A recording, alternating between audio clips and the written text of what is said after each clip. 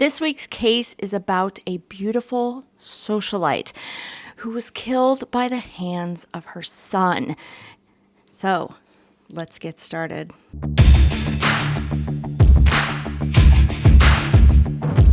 Hello everyone, my name is Brandy and it's time for a true crime case, mystery, or paranormal story, along with one or more of my fabulous felines. They'll be visiting back and forth as we do this. If you are a returning subscriber, welcome back, my feline friends, and a big shout out to my feline fans for help supporting this channel. I know, guys, don't yell at me. Please don't yell at me. I missed my last scheduled video upload. I had to travel for work, and I actually did research in the hotel room to get ready for the video, and I was going to film that next week when I got back, and then everything just blew up. I had a family member get admitted to the hospital, and it got a little serious, and it got a little scary. So, my attention was drawn elsewhere.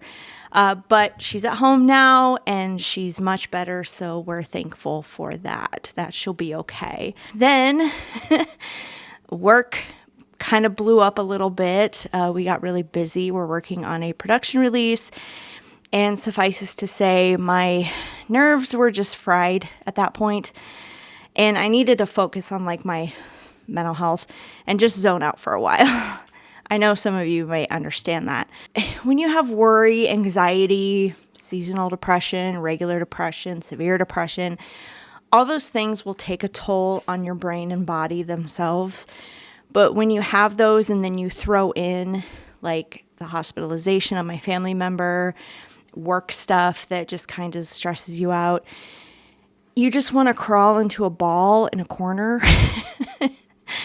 Those are the times I actually wish I was a cat, that I could just find a quiet, dark spot hidden somewhere where nobody can find me and just hide from the world for a while. But I am back.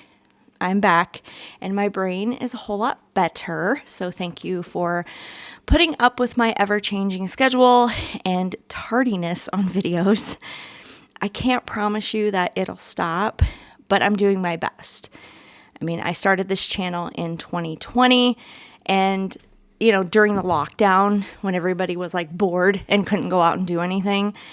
And ever since then, it's like my life all of a sudden is trying to catch up from that lockdown all at once.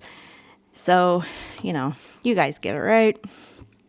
But anyway, okay, let's get on with this week's case.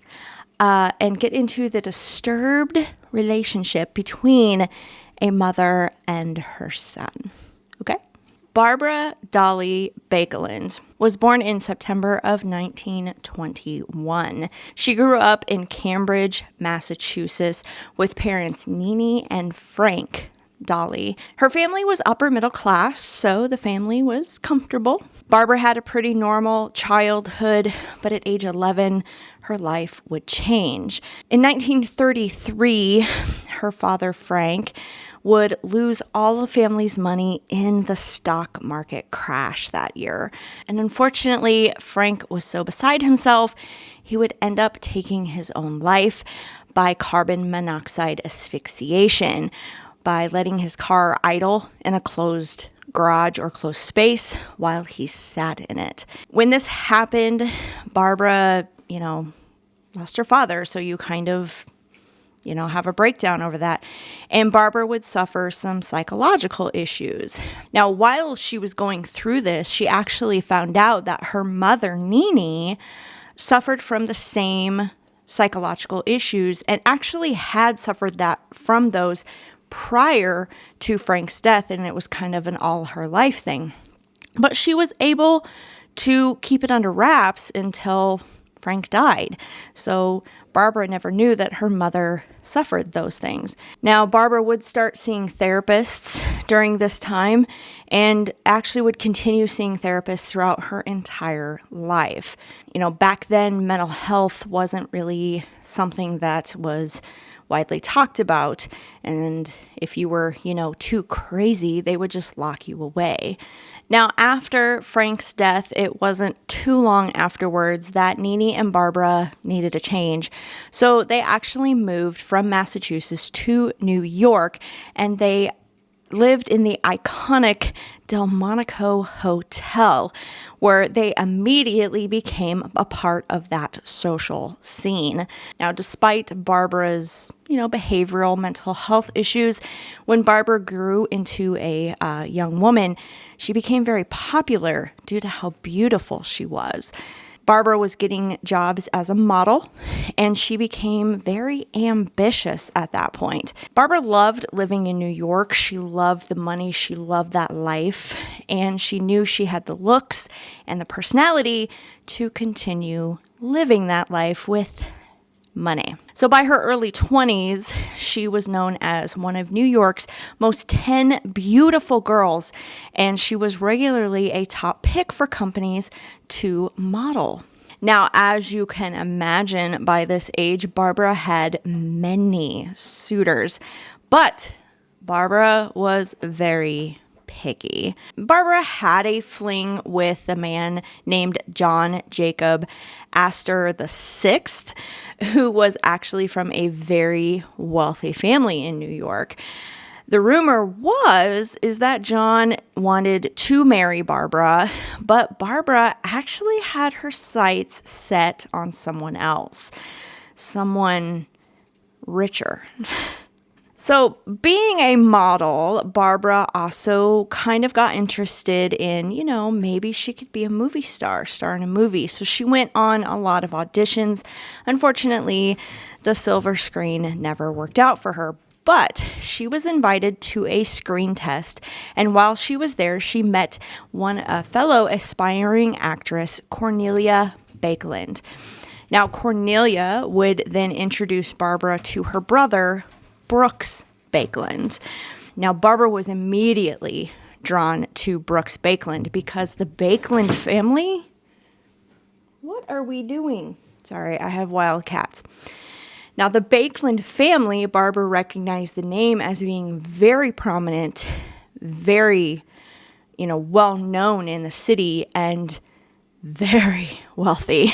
Now, Brooks was the grandson of Leo Baekeland, who invented Bakelite plastics.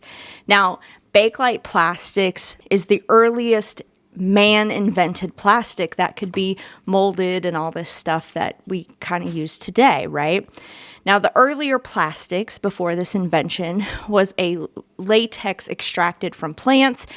So, it had limited uses. Well, this Bakelite plastic was not only heat resistant, but it was also chemical resistant. And because it could be molded into various shapes, it could be used for anything from telephones to rings to jewelry to, a mouse. Not back then, but as you can imagine, pots, pans, everything. So as you can imagine, this invention made Leo Baekeland very, very, very, very wealthy. And so the Baekeland family was super rich. Now, Brooks actually was not only, super rich, he was also a pretty smart guy. He had started getting his PhD in physics before he then dropped out and decided he wanted to become a writer. Now, Barbara set her sights on Brooks, and nothing was going to stop her from getting him. By 1940, Barbara and Brooks, they were dating for a while, and they started getting serious. And Barbara was trying to get him to, put a ring on it, right? So Barbara hatched up a plan. Barbara allegedly lied to Brooks and told him that she was pregnant in order to kind of try to do a quickie wedding, because pregnancy out of wedlock back then was a Well, this lie worked, and Barbara was now the wife of Brooks Baekeland and now a part of the most rich and powerful family in New York. Brooks apparently forgave her for lying about the pregnancy, apparently. Now, Brooks and Barbara would buy an extravagant apartment in New York's East Side, and they would regularly rub elbows with the rich and powerful and local celebrities, such as actress Greta Garbo and playwright Tennessee Williams. Barbara now had everything she had ever wanted. Now, unfortunately, even though Barbara got her wish and got Brooks, her psychological issues, her behavioral issues would emerge from time to time. Barbara would drink excessively, trying to self-medicate, and it would result in, being at dinner parties and her having vile manners. She wasn't acting like a proper lady. And behind Brooks and Barbara's back, their friends would, gossip about him, talk about her mannerisms, talk about him for marrying her. And they would also express that, those two, I hope they never have kids because, God forbid, Barbara pass her dysfunction on to any children. In 1946, 6 years into their marriage, Brooks and Barbara's marriage was not good. They were having problems. Now, each of them had several affairs on each other, and they were generally just miserable with each other. However, Barbara and Brooks did have their moments, and Barbara got pregnant for real this time. Now, we all know bringing a baby into an already bad relationship is not going to fix anything. Being so, Barbara gave birth to a son, and they named Anthony, but he went by the nickname of Tony. As a toddler, Tony did show some disturbing behavior issues. Some would think, okay? I think he was just kind of a curious kid. See, Tony actually liked to take an insect and dissect it. And if he found a dead animal on the street or something, he would dissect that as well. He didn't go around killing the animals to dissect them. He would just find roadkill and stuff and dissect it. And, some people would see that as weird or morbid, whatever. However, his father, Brooks, actually encouraged these behaviors because he said his son had a scientific talent. Why else would he by dissecting animals and insects like this? As Tony grew up, he began kind of getting into art, and Tony would draw lots of pictures. The problem was these pictures were kind of disturbing. They were drawings and paintings of bloody human figures and apparently dead bodies. Now, Barbara was very proud of her son, and instead of maybe talking to her son or getting him some therapy if she think that was necessary, she acted like nothing was wrong with him and that it was just budding artwork, right? She even went so far as to hold dinner parties with her friends and show everybody Tony's artwork, his bloody human drawings, and, would ask her friends to buy them. By 1954, Tony was 8 years old at this time. Brooks and Barbara's marriage was worse than ever, so they all decided that they needed a big change, and a big change always is, let's move. So the family actually moved from New York to Europe and became a part of that social culture and high life there. Now, obviously, moving to a new place is not going to solve the marriage issues. And the troubles did continue. Now, Barbara and her son Tony started becoming very close at this time. They kind of had this, codependency going on. There is a picture of Tony about this age, and he's in a bathtub, and you can't see anything, but it's still a picture that even by today's standards, you kind of go, borderline. I'm not going to show the whole thing, but here is what it is. You can look it up online to see the whole picture. The family continued to dysfunction together, I guess. Now, in 1960, the couple had hosted a dinner party, and at this dinner party, Brooks met an English diplomat's daughter. and she was very beautiful. Brooks was immediately attracted to her, and they started an affair. Now, unfortunately, this girl was only 15 years old, and it resulted in a scandal, of course. But Brooks was pretty unfazed by all the gossip and talk, and he continued on with the affair. He was very happy in this affair, and you're with a 15-year-old girl. She's doing everything you're probably telling her to do, right? So he realized how unhappy he was with Barbara and wanted to be with this, 15-year-old girl. So he did finally get up the nerve to ask Barbara for a divorce. Barbara did not take this well, and she attempted to take her own life, which further put the family in the scandal light, right? And they became sort of the talk of the town. Well, Brooks had finally had enough of all this embarrassment, and so he ended the affair, and he agreed to stay married to Barbara. And of course, their marriage continued, but nothing ever got better. It was still dysfunctional and unhappy. It is now 1967, and the family is kind of doing this nomadic thing through Europe, where they were staying in England, and then they stayed in Switzerland, and then they stayed in other parts of Europe. They just kind of made their way around, and of course, Brooks had the family money to do this, right? So by 1967, the family would be a part of another scandal. But this time it was not of Barbara and Brooks's making. Tony, who was now 20 years old, had met a man in Australia by the name of Jake Cooper.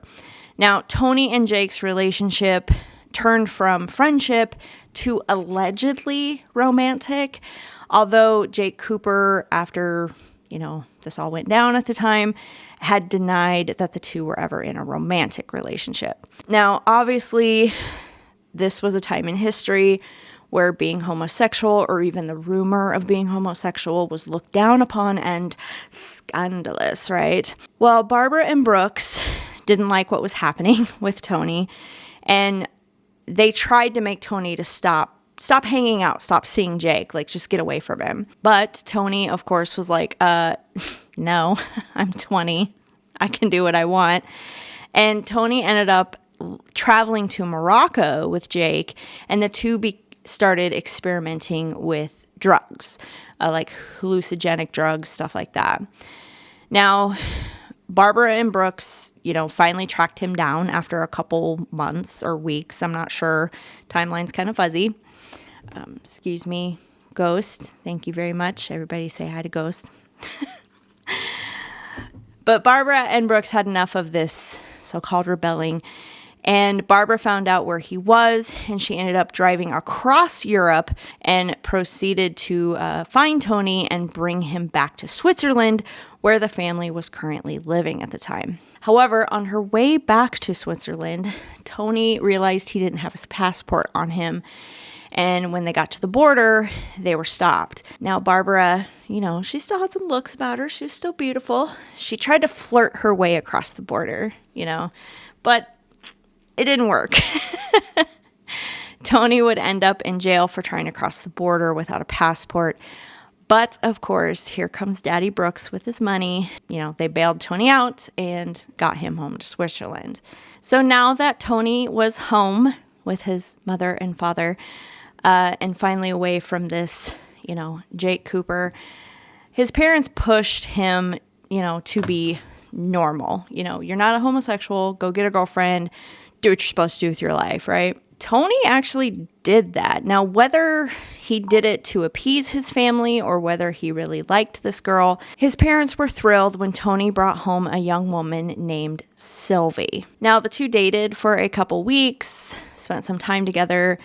She was over at the house a lot. However, it wasn't too long after Tony and Sylvie, began, were dating, a couple weeks, another scandal hit. Brooks, who was still very unhappy in his marriage to Barbara, began having an affair with Sylvie. Yes, Tony's father, Brooks, started sleeping with his son's girlfriend, Sylvie. Barbara would find out about this affair, and again, she would attempt to take her own life, but would fail. However, this time, Brooks wasn't like falling for any of this. He was like, I'm done, I'm out, I'm unhappy. He served Barbara with divorce papers. Now, Barbara, after being served with the divorce papers, again tried to take her own life. Now, I mean, I don't know how Barbara was trying to, take her own life, if she was actually trying or she was just kind of doing it for attention. I imagine she was like drinking and taking pills, but anyway, we just don't know 100%. It's not really out there that I could find, but every time she tried to take her life, she didn't succeed. Anyway, so the divorce continued, was finalized. Brooks then turned around and immediately married Sylvie, and they would end up having a son together. So Tony got a half-brother. Now, Barbara would end up spending months at sea, like on a cruise liner, after the divorce, just to try to get over the entire situation.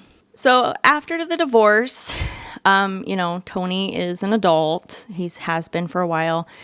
And his relationship with Barbara became strained. They're both having kind of issues with their mental health. Tony regularly would lash out at Barbara.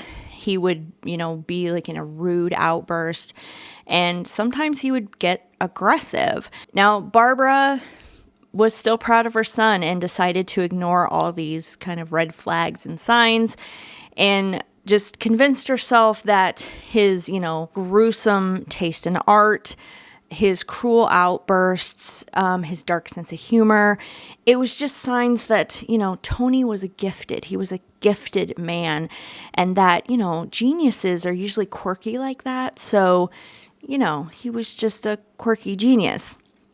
Now, eventually, Tony would kind of seek his own help, and he was diagnosed with schizophrenia and paranoid tendencies. But Brooks wouldn't allow his son to actually, see a therapist. In Brooks's mind, Barbara had been seeing therapists all her life, and they didn't seem to help her. So, Brooks kind of saw the whole therapist as amoral or, just a waste of time. Now, even though Brooks still cared about his son, he would eventually just kind of distance himself from Barbara and Tony and focus on his new family. He didn't cut Tony out of his life, but he just wasn't around as much anymore. Now, Barbara was fully aware that her son still had homosexual tendencies, as she called it. And really, that's the only thing that bothered her. Is, you can be a quirky genius and make these weird art things and yell at me and sometimes get aggressive with me, but God forbid you like other men. Now, Barbara was still obsessed with this facade of that her family was perfect, and that she hated the gossip or the talk in the social circles about Tony being gay and, because the divorce was bad enough, right? So Barbara set out to change her son, okay? In, some of the most screwed up ways possible. No, it wasn't conversion therapy, which is bad enough in itself, but Barbara would come up with her own ways. So first, Barbara started hiring like the best female prostitutes, the most beautiful in her mind, and hired them to seduce her son. When Tony wasn't really interested in any of them, Barbara decided to take matters into her own hands, literally. Now, friends began to suspect that something was amiss between Barbara and Tony when Barbara stated at a dinner party, "What a wonderful day it's been. Tony and I spent the entire morning lying in bed reading papers." Obviously, this friends got a little uncomfortable because, having your grown son lay in your bed was not normal. So Barbara figured that the best person to change her son was herself. After all, I mean, she was known to be beautiful, and why wouldn't her son be attracted to her? Everybody was attracted to her, right? Barbara's former sister-in-law had also stated that Barbara told her if she could just take her own son to bed, she would cure him immediately. Because, apparently, besides being beautiful, she was skilled. So, allegedly, Barbara began a sexual relationship with Tony in order to change him to start liking women. At least, that's what she told her friends. Okay, and we'll get more into this. If this happened, obviously, that is not good for already fragile minds with psychological issues. I mean, even a totally stable person would be broken by this type of situation, right? We know this. In 1969, Barbara and Tony left Europe and moved back to New York. After this move, Tony had become distraught and just uncontrollable. And he had actually checked himself into a psych ward. Now, while Tony was in the psych ward for a couple weeks, Barbara would end up meeting a man who was 20 years her junior named Samuel Green. Now, Samuel was a New York curator of art, and he regularly rubbed elbows with the likes of Andy Warhol and other popular artists at the time. Once Tony, was released from the psych ward, he came home, and Barbara introduced Samuel to Tony. Now, Barbara excitedly showed Samuel Tony's art, the bloody humans and stuff. And she fully expected Samuel to be impressed. Why wouldn't he? This is my son's art. Samuel actually had the opposite reaction. And he became concerned about the artwork, but also he witnessed Tony's outbursts, violent outbursts. See, one night while the three were eating dinner, Samuel stated that Tony just got up without any provocation, walked around the table, yanked Barbara backwards out of her chair by her hair and dragged her across the floor to the doorway. He said the entire time, Barbara was passive. She didn't fight. She didn't say anything except a little yell when she got pulled out of her chair by her hair. The incident was over as quickly as it started. The two returned to the table and acted like nothing happened. Neither one of them. Samuel was obviously unnerved by this incident, and he made an excuse to leave and then quickly ended the relationship with Barbara. Barbara did not take this well. You see, Barbara was thinking that Samuel was going to be her next, probably husband. Samuel just thought that this fling with Barbara was kind of a holiday seasonal type thing and it'd be over with. Well, that's why Barbara didn't take it well. Now, what Barbara did is she ended up walking across Central Park, barefoot in the snow, middle of winter, wearing only a fur coat with nothing on underneath. And she would walk across Central Park to Samuel's apartment and, knock on his door in an attempt to seduce him back. Yeah, this didn't work. Samuel said no, slammed the door in her face, and Barbara was further humiliated. So Barbara got over Samuel somehow. And by 1972, Barbara and Tony again needed to change. So they moved from New York back to England and got an apartment together. It's unknown if these two were allegedly still sleeping with each other, but it was clear that Tony was really losing his grip on reality, according to family and friends.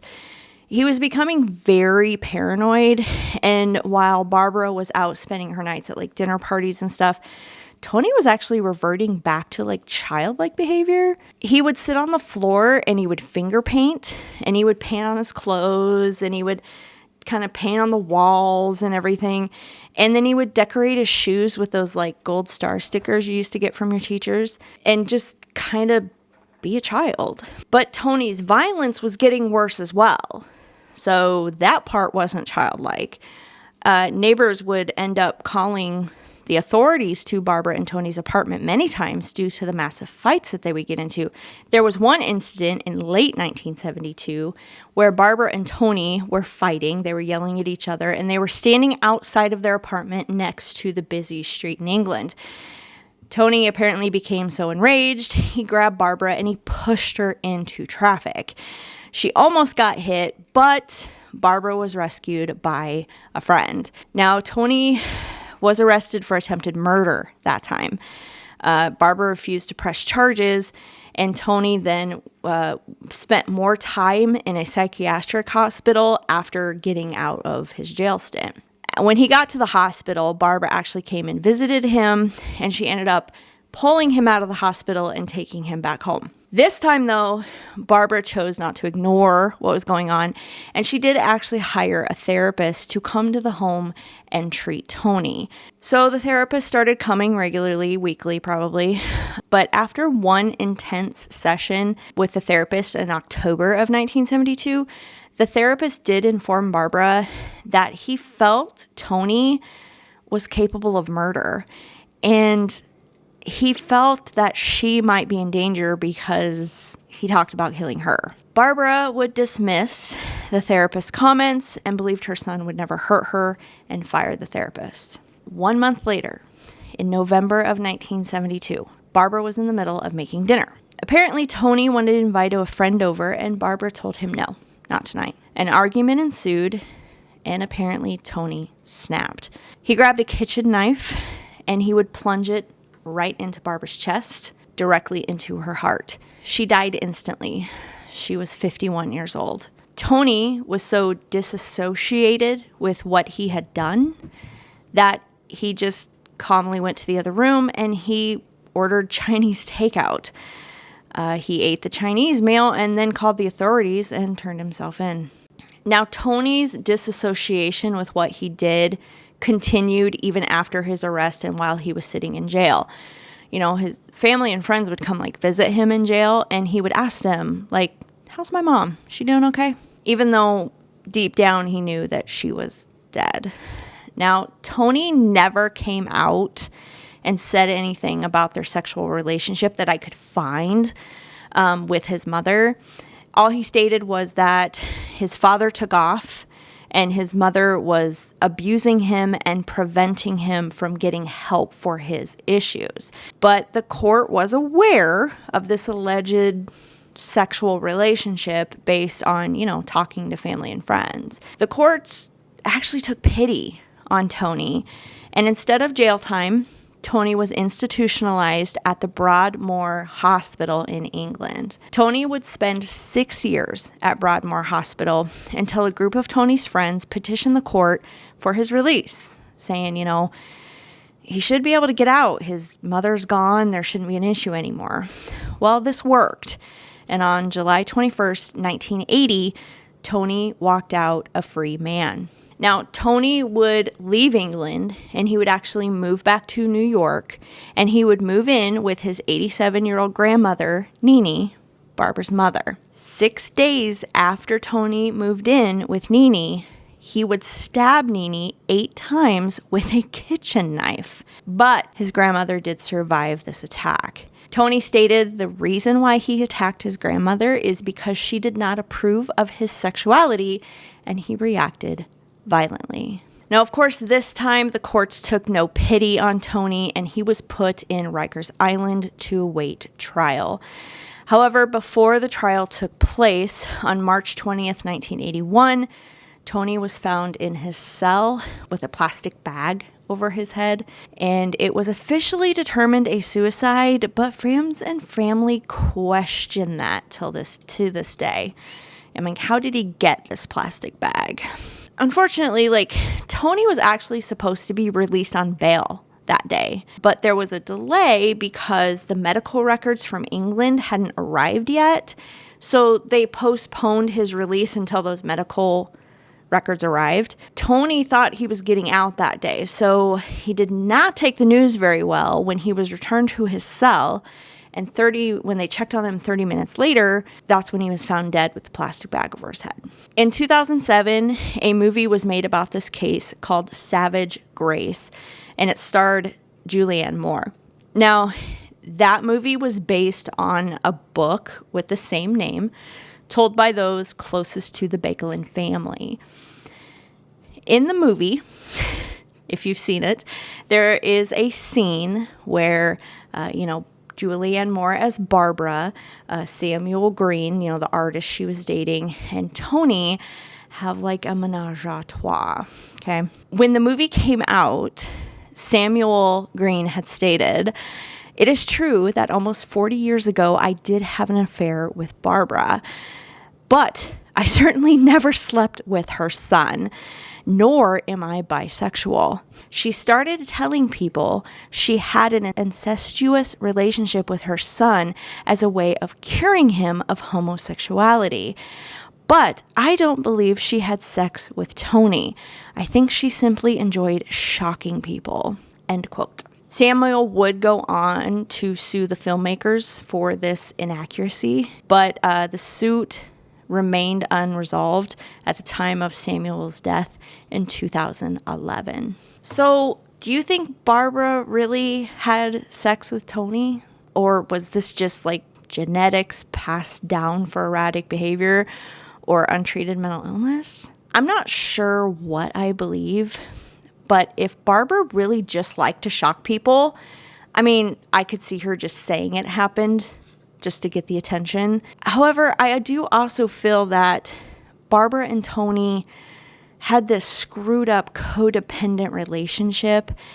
And, we've seen screwed up codependent relationships before. And when that happens, like, lines can get blurred. So I really don't know what the truth is here. What do you think? Please let me know in the comments down below. Thank you for tuning in. I will see you in the next video. Hopefully on time, guys. Have a great weekend, and I will see you later. Bye, guys.